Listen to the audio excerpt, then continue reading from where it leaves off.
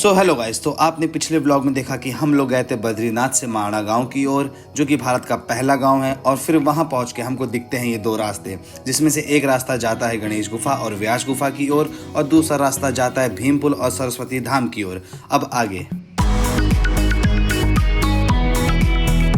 चलो गाइस, हम लोग पहले जा रहे हैं इधर गणेश गुफा और वेद व्यास जी गुफा देखने के लिए। फिर वहाँ से आने के बाद हम लोग जाएंगे इधर सरस्वती धाम और भीमपुल के लिए। चलो पहले इधर चलते हैं। हाँ भाई, आओ हीरो। यह रास्ता है गणेश गुफा व्यास गुफा की, वो चढ़ाई वाला रास्ता है, और वो जो सरस्वती धाम वाला रास्ता है वो नॉर्मल रास्ता है। इसमें थोड़ा चढ़ाई है, और कोई बात नहीं यार, जब से आए तब से भाई चढ़ाई तो कर रहे हैं। और कर ही क्या रहे हैं, हैं? चढ़ रहे हम लोग कहीं आराम। हाँ यार, डैडी कहाँ गए? डैडी वहाँ गायब हो गए। और ये देखो कितना बढ़िया लग रहा है। तो ये है गणेश गुफा। चलो अब इसके अंदर चलते, दर्शन करके आते हैं गुफा के। गणपति बप्पा मोरया। भाई मुझे इसकी स्टोरी नहीं पता कि मतलब कैसी गुफा है, क्या इसका हिस्ट्री है। क्या बे? गाइस ये देखो, ये है गणेश गुफा। ये देखो, ये है गुफा।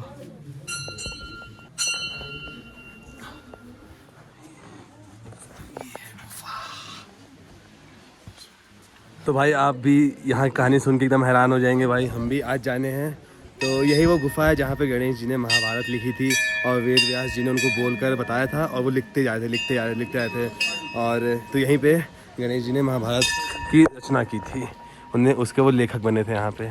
तो इसी गुफा के अंदर बैठ के उन्होंने महाभारत लिखी थी, और वेद व्यास जी ने उनको महाभारत बोल के बताई थी। और यहाँ पे जो सरस्वती धाम है ना, अभी भैया बताए थे कि जब गणेश जी महाभारत लिख रहे थे तो सरस्वती माता का बहुत आवाज़ आ रहा था। हाँ, तो वो उनसे बोले कि आप शांत हो जाइए, लेकिन वो शांत नहीं हो रही थी। तो उन्होंने उनको श्राप दिया था कि अब आप ज़मीन के अंदर जाएंगी। हाँ, मतलब आप ऊपर नहीं रहेंगे। वो यमुना गंगा तो आपको दिखती है ऊपर, लेकिन सरस्वती अंदर रहती हैं। इसलिए उनको श्राप दिया गया था, क्योंकि गणेश जी कॉन्सेंट्रेट नहीं कर पाए थे, लिख नहीं पाए थे महाभारत, क्योंकि उनके शोर बहुत ज़्यादा था, उनके मतलब उनकी आवाज़ से सरस्वती के। इसलिए उन्होंने श्राप दिया था कि आप धरती के अंदर समा जाएंगी। चढ़ाई करते करते यार हालत ख़राब हो जा रही है भाई। बस सामने ही है व्यास गुफा। ये जो आपको सामने दिख रहा है, यही है व्यास गुफा। चलो चलते अंदर। पर हमारे डैडी पता नहीं कहाँ हैं, गायब हुए। ना उनका फ़ोन लगना, ना वो मिल रहे हैं।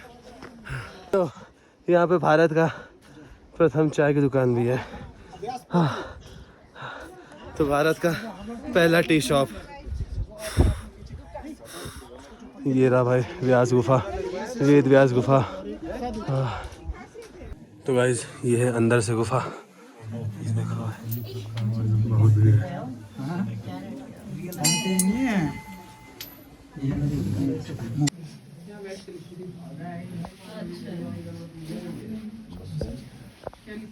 गाइस देखिए, अभी हम लोगों ने गुफा के अंदर बैठ के हम लोग ने कथा सुनी थी व्यास जी की।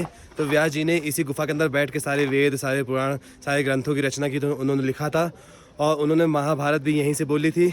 और फिर गणेश गुफा से गणेश जी ने महाभारत लिखी थी। ठीक है, गणेश जी की एक शर्त थी कि मेरी लेखिका रुकनी नहीं चाहिए।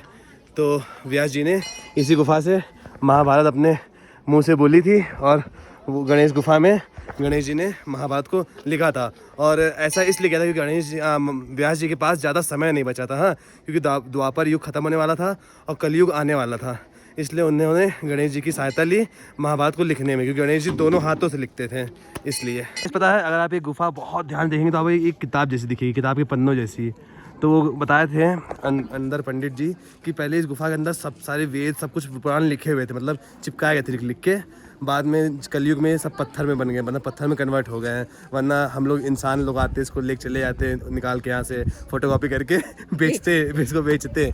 इसलिए आप यार इसको ध्यान देंगे तो आपको एक किताब के पन्ने ऐसा दिखेगा, ये सब जो कि पत्थर में कन्वर्ट हो चुका है। तो गाइस सोचिए गुफा कितनी ही ज़्यादा महत्वपूर्ण है हम लोग के, कितनी ज़्यादा, क्योंकि यहाँ से हम लोग के हिंदू धर्म का, हमारे सनातन धर्म का सारे वेद, पुराण और जितने भी ग्रंथ हैं उसकी रचना की थी वेद व्यास जी ने। जय वेद व्यास जी की। बताओ हम लोग का सनातन धर्म कितना बड़ा, कितना कुछ है इसमें जानने के लिए, सुनने के लिए, समझने के लिए। तो गाइस अब हम लोग जा रहे हैं सरस्वती धाम और भीमपुल। उसका रास्ता इधर से भाई, उधर ही कहीं है सरस्वती धाम और भीमपुल। चलते हैं क्या बे? पट्टी दो यार। पार्टी दो, चल बैठ। वहाँ से उठा के पटक दूंगा। पार्टी की तो नहीं फेंक ये दूंगा। समझ लो पार्टी तो है, घूम रहे हो इतना। इसी को खोद दे, इसी में घुसा हट जाओ, चलो के मंदिर है। चलो भाई। तो हम लोग अब आ चुके हैं सरस्वती धाम पे।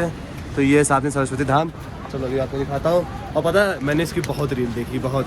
आज पहली बार जाने अच्छा ये यहाँ पे है, भारत के पहले गांव में ही है ये चीज़। बाबा जी तो वैसे कर रहा हूँ।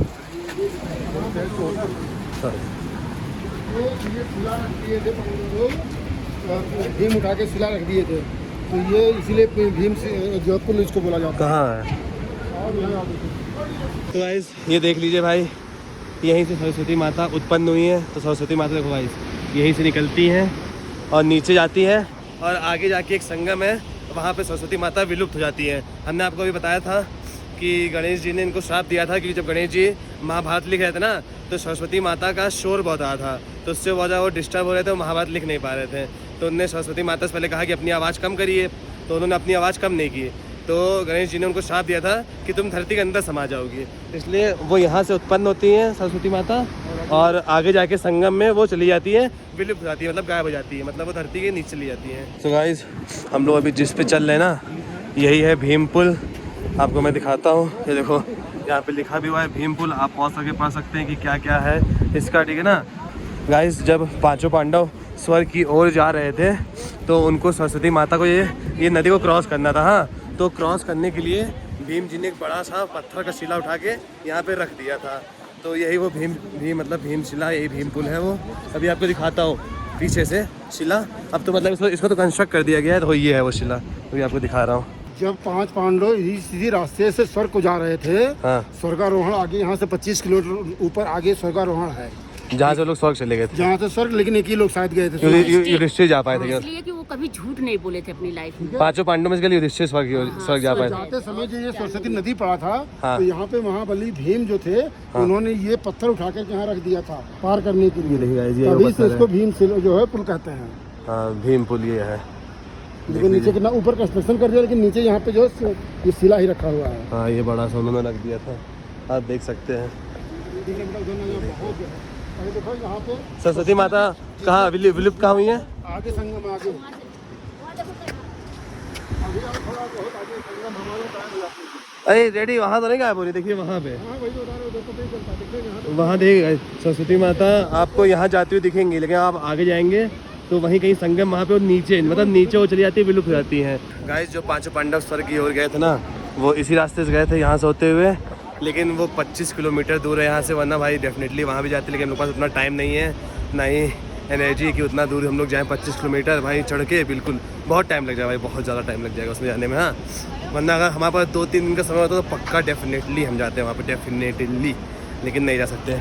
तो मैं आपको बस दिखाता हूँ, ये देखो सरस्वती जी की उत्पत्ति यहाँ से हुई है, ये है भीमशिला, और यहाँ से गए थे पांचों पांडव स्वर्ग की ओर, तभी भीम जी ने यहाँ पे शिला रखी थी। आपको एकदम दिल दहला देने वाला व्यू दिखाते हैं। ये देखो भाई, पानी का फ्लो बहुत ही ज़्यादा तेज़ है यहाँ पे, पानी का फ्लो देखो। गलती जिसमें कोई गया तो फिर वो सरस्वती माता में समाएगा, वो भी विलुप्त हो जाएगा जो इसके अंदर गिरा। ये देखो भाई यार, देख रहे हैं वहाँ, और ये है मंदिर सरस्वती माता जी का। और सरस्वती माता जी को ब्रह्मा जी की बेटी कहा जाता था, क्योंकि वो उनके तेज से ही उत्पन्न हुई थी। हिंदुस्तान के प्रथम दुकान में कुछ खाते हैं चल के, यहाँ पे खाने पे आपकी बुद्धि खुल जाती है। देखो भाई, भारत के प्रथम दुकान की मान्यता क्या है, पढ़ो। कहते हैं छोटी सी दुकान, हाँ? जो काटे उसको लगा के दिखा, कहते हैं इस छोटी सी दुकान में खाने पीने से या कुछ सी सामग्री लेने से माँ सरस्वती अति प्रसन्न होकर आपके संपूर्ण परिवार को जन्मों जन्मांतर विद्या से नवाजती हैं।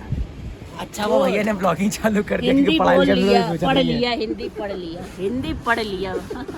दूसरा रीटेक करना पड़ा था। ये देखो, एक जरूरी सूचना एक और है यहाँ पे, बहुत इंपॉर्टेंट। देखो मोदी जी ने यहाँ पे क्या कहा है। श्री मोदी जी के अनुसार हिंदुस्तान का पहला गांव की पहली दुकान में 5% खर्च अवश्य करना है, ठीक है ना। तो कुछ ना कुछ तो खर्च करना है पहली दुकान में, मोदी जी के अनुसार। तो हम हैं भैया बीजेपी वाले अंधभक्त। ले भैया, भारत के प्रथम दुकान की पकौड़ी। प्रथम पकौड़ी। देख लीजिए स्वर्ग का रास्ता इधर ही से है, लेकिन हम कलयुग के वासी, हम लोग पापी इंसान, हम लोग इतने वैसे नहीं कि हम लोग स्वर्ग जाने लायक हैं। जब पांचों पांडव में केवल युधिष्ठिर जा पाए थे और 4 लोग नहीं जा पाए थे, तो हम लोग तो कलयुग के पापी इंसान है, मानव है। हम 4 इसलिए आए हैं, कल जाना ना पड़े। ये देखो भाई, फिर से देख लीजिए माँ सरस्वती जी का उत्पन्न। चलो भाई, तो अपने बर्थडे दिन ये गिफ्ट लिया है मैंने भारत के पहले गांव से। ये शॉल भाई, आज हमारा बर्थडे है aunty. Happy birthday to you. Thank you very much. ये देखो भाई क्या शॉल है। पॉलिथीन वगैरह देंगी, ऐसे ले जाए। क्या नहीं देंगे, देंगे आपको। ये लकड़ी कहाँ की हो आंटी जी? क्या वो टोपी अच्छा लगा तुमको? दृष्टि बुरी नजर से बचा। अरे ये ओढ़ेंगे हम ही वो वैसे। आंटी जी ये लकड़ी कहाँ के लिए है? आप ओढ़ोगे नहीं ओढ़ेंगे। ये दृष्टि के लिए, दृष्टि ये किसी को अरे देना दे तो बुरी दृष्टि, बुरी नजर नहीं लगती घर पे, है ना? क्या? हाँ भाई बाय बाय करते हैं भारत के पहले गांव को। हम लोग यहाँ से निकल रहे हैं सीधे बद्रीनाथ के लिए, क्योंकि भाई हम लोग को वहाँ पे दर्शन भी करना है। तो अब चलते हैं गाइस सीधा बद्रीनाथ। और अब हम लोग देखते हैं पैदल जाते हैं, फिर गाड़ी हम लोग को मिल जाती है, गाड़ी मिल जाएगी तो गाड़ी जाएंगे। चलो भाई, तो हम लोग चल के बद्रीनाथ जा रहे हैं, क्योंकि भाई बहुत ज़्यादा दूर है नहीं यहाँ से, 4 किलोमीटर है, 3-4 किलोमीटर, हाँ मुश्किल से। और भाई ये गाड़ी वाले बहुत ज़्यादा ले रहे हैं, हाँ 50-60 रुपये पर पर्सन ले रहे हैं, जो कि वर्थ नहीं है। तो इसलिए हम लोग पैदल जाते हैं, और वैसे भी पैदल चलने की क्षमता है ज़्यादा, हम लोग थके नहीं हैं। सब भगवान की कृपा है।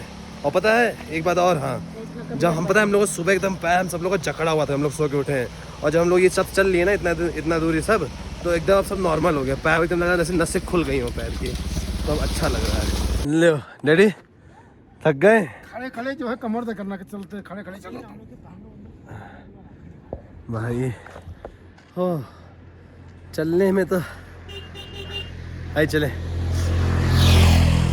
देखो भाई जो बद्रीनाथ है ना, आपको जितना मकान वहाँ पे खूब सारे मकान जो दिख रहे होंगे, और जो हम लोग अभी माना गांव गए थे जो भारत का पहला गांव था, वहाँ जितने मकान थे, जितने भी मकान थे, एक आदमी यहाँ नहीं रुकता है। अभी 18-19 तारीख के बाद भाई सब लोग यहाँ चले जाएंगे। मतलब पूरा ये एरिया आपको दिख रहा है ना, इतनी घनी बस्ती जो दिख रही है आपको, ये सब और पीछे और ये सब खाली।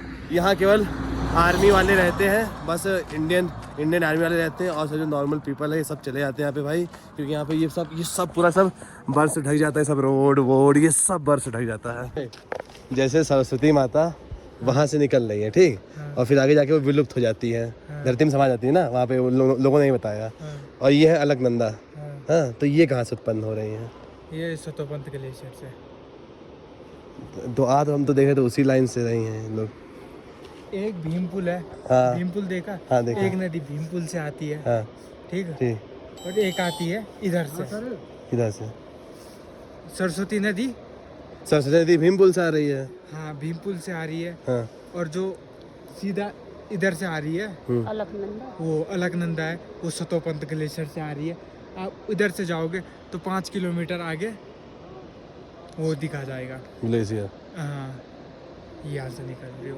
तो हम लोग आ चुके बद्रीनाथ के दर्शन करने के लिए, प्रसाद ले लिया है। तो ये देखो भाई दिन में बद्री विशाल का मंदिर कैसा लगता है, रात का तो मैंने दिखाई दिया आपको, दिन में हो कैसा लगता है भाई।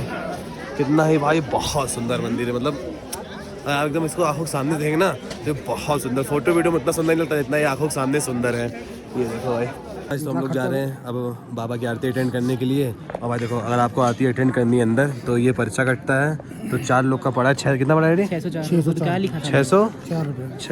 604 रुपये। तो मतलब पर पर्सन वही कितना पड़ा है? 151 रुपीज़ पर पर्सन पड़ा है, तो 604 रुपये टोटल पड़ा है 4 लोग का। तो आज तो दर्शन हो गए हम लोग के बद्रीनाथ के, हाँ विष्णु भगवान दर्शन हो गए हैं, बहुत बढ़िया दर्शन हुए हैं, आरती भी हो गई हम लोग की अच्छे से। पर ये था ना कि मतलब दिक्कत बस पता है खराब ही लगा, आरती कुछ मिनटों की थी, मुश्किल से 2-5 मिनट की हुई, मुश्किल से आरती 5-10 मिनट की थी। हाँ हमें साथ थोड़ी लंबी आरती होगी, पर चलो कोई बात नहीं, आरती कर ली ये भी अच्छी बात है। और भाई देखो रात में इसका कैसा लगता है लुक, हमने पिछले वाले ब्लॉग में दिखाया भी आपको, पुराने ब्लॉग में हमने आपको दिखाया भी रात वाला view.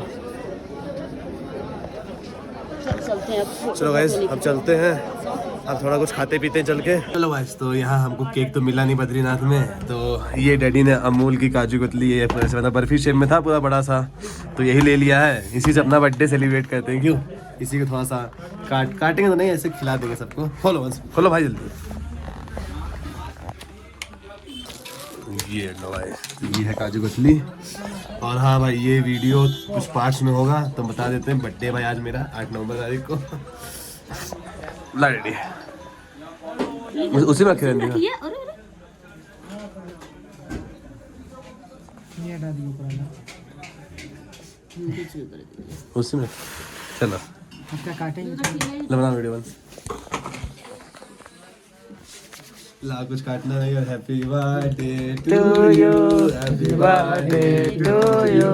Happy birthday to you, तुम जियो हजारों साल साल। हाँ बुढ़ापे में लग रहा हूँ। मैं बेटा हुआ